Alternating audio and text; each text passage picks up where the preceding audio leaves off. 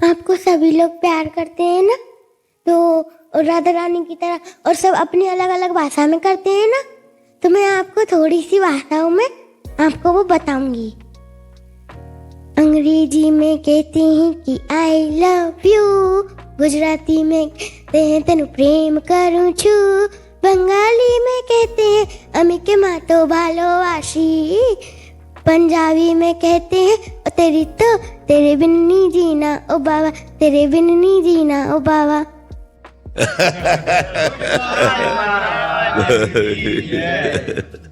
महाराज जी, आपको देश विदेश में लोग सुनते हैं और काफ़ी मतलब आपके वचनामृत का पान करके अपने जीवन में एक निखार लेके आए हैं। महाराज जी, नया साल है, यद्यपि आपने अभी बोला ही है, फिर भी जो लोग आए हैं नए साल पे और जो लोग आपको सुन रहे हैं और जो एक उत्साह रखते हैं कि हमें भी जीवन में एक अपने जीवन में परिवर्तन लाना है, तो महाराज जी नए साल पे वो क्या ऐसा नियम लें?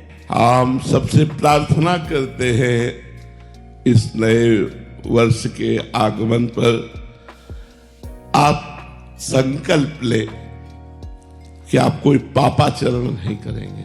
जैसे कोई शराब पीता हो तो संकल्प ले कि मैं इस नवीन वर्ष से प्रारंभ होते ही शराब छोड़ दूंगा, जीवन में नहीं। मांस भक्षण करते हो तो मांस छोड़ दीजिए। जो अगर पराई स्त्री से आप सहवास करने की इच्छा रखते हो तो उसको छोड़ दीजिए। आप किसी बुराई को छोड़ दीजिए। लेकिन लोग जो अज्ञान से ग्रसित हैं वो पार्टी मनाते हैं और इन्हीं बातों की पार्टी मनाते हैं। मदिरा पीना, मांस खाना, बेविचार करना, बोले new year, happy new year. ये हैप्पी वाले काम कर रहे हो, ये नरक वाले काम कर रहे हो, ये दुख वाले काम कर रहे हो, तुम्हारा पतन हो जाएगा इससे। इसलिए सबको प्रार्थना करके हम ये बात कहते हैं, अगर आप मान ले तो शराब पीना, मांस खाना, परस्त्री गमन करना, हिंसा करना, चोरी करना, ये सब नरक के रास्ते हैं। मनुष्य जीवन मिला, आप कोई राक्षस थोड़ी हो, इसलिए राक्षसों वाले कार्य मत करो, मनुष्य वाले कार्य करो। अब कह रहे हैप्पी और लड़खड़ा के नाली में गिर रहे हैं, ये हैप्पी है? शराब पी के लड़खड़ा के ना बोले हैप्पी। ये हैप्पी माने प्रसन्नता होती है, और प्रसन्नता परमात्मा से प्राप्त होती है, गंदी बातों से नहीं।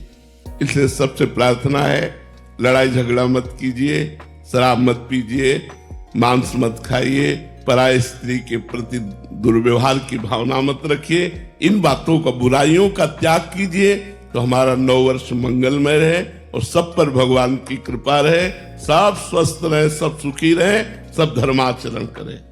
अभी बाहर के जो आम है सब ये कह में ब्रजवासी पे कोई अपराध ना है, कछु ना ही मस्त डोलें, कछु ना करें, तो हमारी मर्यादा क्या है, हमें कैसे रहना चाहिए, ये आप बता सकें कि? हाँ, सबसे बड़ी बात यह है कि पहला सबसे आप भगवान के निज पार्षद हो, तो आपके द्वारा कोई ऐसे आचरण नहीं होने चाहिए जो भगवान के पार्षदों के विरुद्ध हो। ब्रजवासी भगवान का निजी पार्षद है, चाहे नंदगांव का हो, चाहे वृंदावन का हो, चाहे गिरिराज जी का हो। ये भगवान के निजी घर के हैं ना, निजी परिवार हैं। नवाब हम ऐसे कहते हैं ना, ठाकुर जी थे कि ये हमारा हो, ये मेरा हो, तो भी ऐसे कहते हैं, ऐसे क्यों बोलते हो? अरे नहीं, ये क्यों बोल रहे हो? नहीं, हम नहीं, तो इनको बाहरी लोगों के लिए भगवान है, लेकिन आप उनके घर के हो, निज पार्षद हो। बस आपको इतना केवल देखना है कि धर्म विरुद्ध आचरण ना हो, आपका खान पान ठीक रहे, आपके आचरण ठीक रहे, और दुनिया आपको नहीं समझ पाएगी। दुनिया तो यही, अब जैसे हमसे कई ब्रजवासी बात, तू बाबा आयो ना आए, अब यो जब पढ़ता है इतने बाबा से तू करके बात कर रही है कि तुम ब्रजवासी बाबा ते ऐसे कह रहे हैं, तू तड़ाके ते बोले हैं, अभी बाबा गए कल बारे बाबा कहूँ दर्शन करवे, तो माइन ते ऐसे कह रहे कि ले प्रसाद ले ले, तो बहू पे कमेंट कर दी कि जाते ऐसे कह रहे हैं प्रसाद ले। अब ये बात है ये ब्रज की। और बाबा हम तो आपके जैसे कहे ना वैसे ही रह रहे हैं, प्याज लहसुन कछु कहूँ बाहर को ना खा रहे, कछु ना कर रहे। बिल्कुल ठीक है, धन्यवाद। जय मारे, क्योंकि ये आंग्लिक नववर्ष आ गया है। आंग्लिक नववर्ष में ये देखा गया है कि जो तिलक कंठी लगाते हैं, मुझे क्षमा करिएगा, तिलक कंठी लगाते हैं, वो कहना नहीं चाहिए, क्लबों में जा करके और बहुत गलत आचरण कर। हाँ, ये बहुत हानि का विषय है, ये बहुत हानि का। और हमने अभी पीछे बैच में इस बात को कहा, अभी कहा था पीछे बैच में, किसी विषय पर बात चली 9 वर्ष की, तो हम कहा भाई देखो 9 वर्ष का जो मंगलमय स्वरूप है कि हम अपने गलत आचरणों का त्याग करें, ना कि गलत आचरण करें। हम कहा लोग उल्टा करते हैं, क्लबों में पार्टियों में जाते हैं, शराब पीते हैं, मांस खाते हैं, गंदे आचरण करते हैं। राक्षसों वाले कार्य करोगे तो तुम्हारा 9 वर्ष शुभ कैसे होगा, हैप्पी न्यू ईयर्स कैसे होगा? हैप्पी तो तब होगा प्रसन्नता जब भगवान का कीर्तन करो। 24 घंटे आज भगवान का कीर्तन करेंगे, आज भगवान की कथा सुनेंगे, आज भगवान का नाम जप करेंगे, आज भगवान के भक्तों को निमंत्रण कराएंगे। अगर ऐसी बात हो तो तुम्हारा 9 वर्ष मंगलमय रहेगा। आज गौओं को चारा पवाएंगे, क्योंकि 9 वर्ष मांगलिक कार्य, दान पुण्य तीर्थ याटन मांगलिक कार्य करो तो तुम्हारा 9 वर्ष शुभ जाएगा। अब ये आसुरी राक्षसी कार्य करोगे जिससे बड़ी हानि हो जाए। पांडे जी, जब राधा वल्लभ श्री हरिवंश महाराज जी आने वाले 9 वर्ष में हमें ऐसे क्या नियम लेने चाहिए, या क्या अभी 1-2 दिन बाद ही नया साल है महाराज जी, अच्छे आचरणों का नियम लेना चाहिए कि हम अधिक से अधिक नाम जप करेंगे, हम अधिक से अधिक क्रोध नहीं करेंगे, हम गंदी बातों में किसी भी तरह मन नहीं जाने देंगे, उसे बार बार हटाकर भगवान में लगाएंगे। हो सकेगा तो हम इस वर्ष परोपकार करेंगे, कोई न कोई ऐसा दान, कोई ऐसा पुण्य, कोई ऐसा परोपकार जिससे हमारे भगवान प्रसन्न हो। ये अच्छी बातें लेनी चाहिए। जैसे लोग नए वर्ष के उत्साह में शराब पीते हैं, पार्टी मनाते हैं, मांस खाते हैं, व्यभिचार करते हैं, नशा करते हैं, ये सब गलत बात है। नए वर्ष को मंगलमय बनाने के लिए इन नशा छोड़ने का नियम लो कि जो आज तक करते रहे 20 वर्ष में नहीं। अब मेरा नया वर्ष मानो नया जीवन, तो हम मांस नहीं खाएंगे, शराब नहीं पिएंगे, हम पाप कर्म नहीं करेंगे, हम हिंसा नहीं करेंगे, चोरी नहीं करेंगे, हम गलत आचरण नहीं करेंगे। ऐसे नियम लेने चाहिए। तो ऐसे बावरे लोग हैं कि उस दिन और उपद्रव करते हैं, शराब पी के इधर उधर पड़े रहेंगे, बोले आज नया वर्ष का उत्साह, हैप्पी न्यू ईयर। नहीं तो ये क्या हैप्पी न्यू ईयर? ये हैप्पी है, लड़खड़ा रहे हो ये हैप्पी है, शराब पी रहे हो, गंदे आचरण कर रहे हो हैप्पी, दुख भोगोगे, पाप कर्म कर रहे हो। मनुष्य को मदिरा पीना पाप है, राक्षस को मदिरा पीना स्वाभाविक है। मनुष्य को पीना पाप है, राक्षस पिए तो उसकी बात अलग है, क्योंकि आजकल तो कहने लग गए हम तो राक्षस ही हैं, मतलब खुद ही कहने लग गए। तो आपके लिए दुर्गति भी पक्की है, नरक का रास्ता भी पक्का। इंतजार करो, फिर दुर्गति होगी, फिर दुर्गति होगी। कर्म बिगड़ जाएगा ना तो पड़े पड़े सड़ते हैं लोग, और जब पड़े रहोगे ना तो कोई प्यार से पानी भी देना नहीं चाहेगा। आज तुम कमा रहे हो, 4 के काम आ रहे हो, और कल जब पड़े रहोगे तो वही 4 तुम्हारी तरफ देखेंगे भी नहीं, तुम्हारी गली में नहीं आएंगे कि कहीं बुला न ले, वो कहीं वो बुला न ले। बड़ा स्वार्थी संसार है, इसलिए भजन करो, पाप कर्म को छोड़ दो, मनमानी मत करो कि हम राक्षस ही हैं, नहीं तो वो दंड भोगने को मिलेगा जो तुम सोच भी नहीं रहे हो। अनेक योनियों में अनेक प्रकार से दंड भोगना पड़ता है, कोई मनुष्य योनि थोड़ी है। 83 लाख महाराज जी, दुख कैसे दूर होंगे, दूसरों से मिला संताप कैसे जाए? भगवान का आश्रय लेकर जब हम नाम जप करते हैं तो इतनी शीतलता आ जाती है कि दूसरे के द्वारा प्रतिकूलता, अपमान, तिरस्कार, कटु भाषण करने पर भी हृदय हमारा जलता नहीं है। जब भगवान के चरणों की शीतलता आती तब, ऐसे तो नहीं हो सकता बिना। इसीलिए कहते हैं अध्यात्म के बिना आपका जीवन मृत जीवन है, मरा हुआ जीवन है। अध्यात्म जीवन ही जीवन है, नहीं तो मृत जीवन है।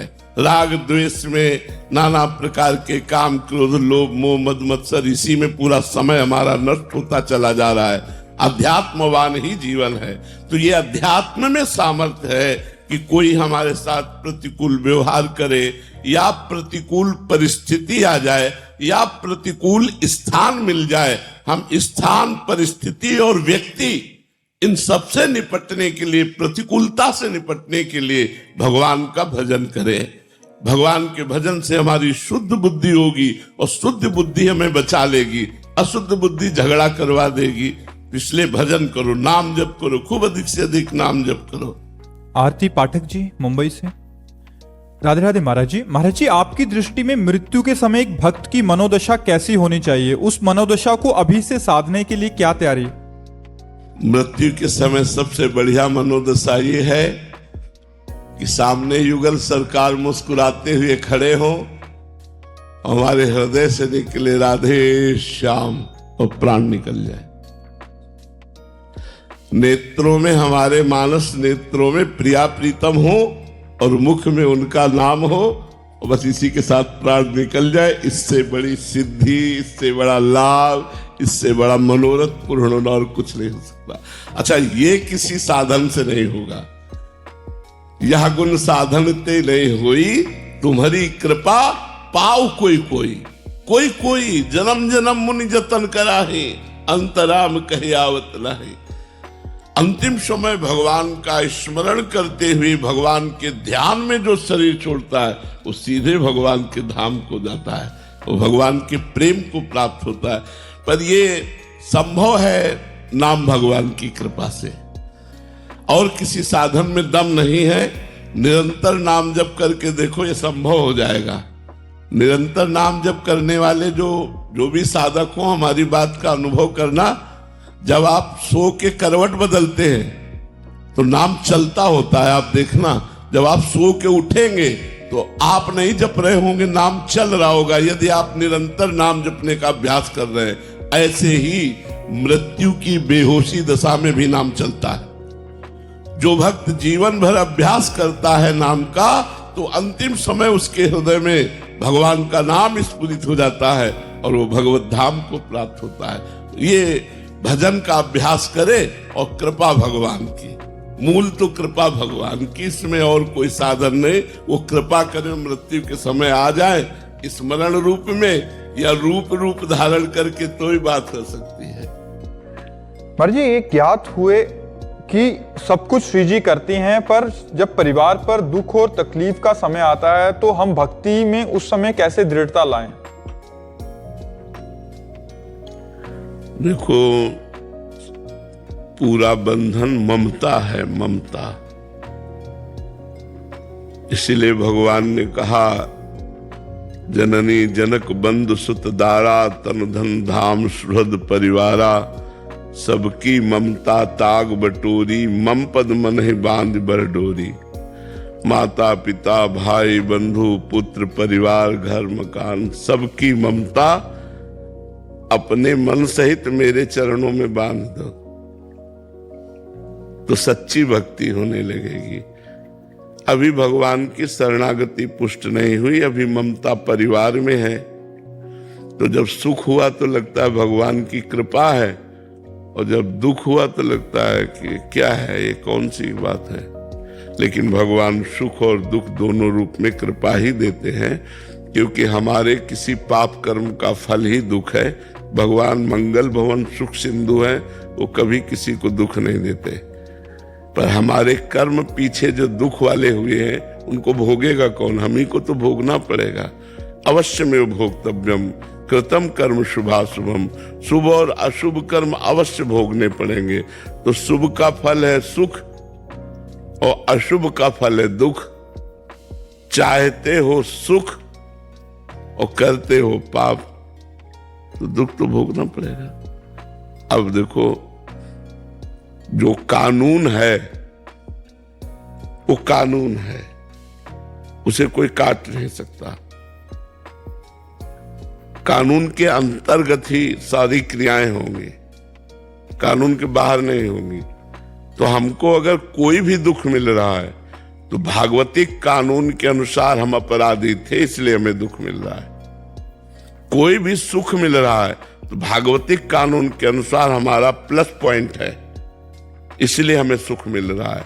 भगवान न किसी को सुख देते हैं न दुख देते हैं, भगवान कृपा करते हैं। मंगल भवन है, वो सदैव महासुख देते हैं। तो अभी हमने भगवान की कोई भक्ति थोड़ी की है, छोटी मोटी पूजा भक्ति करते हैं और अनुकूलता आती तो कृपा मनाते हैं और प्रतिकूलता आती तो दुख मनाते हैं।